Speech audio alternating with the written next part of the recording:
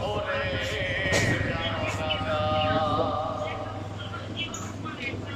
মুসলিম হয় না জন্ম নিলে মুসলমানের ঘরে।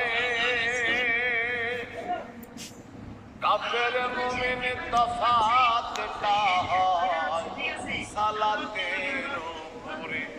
ও মানুষ নামাজে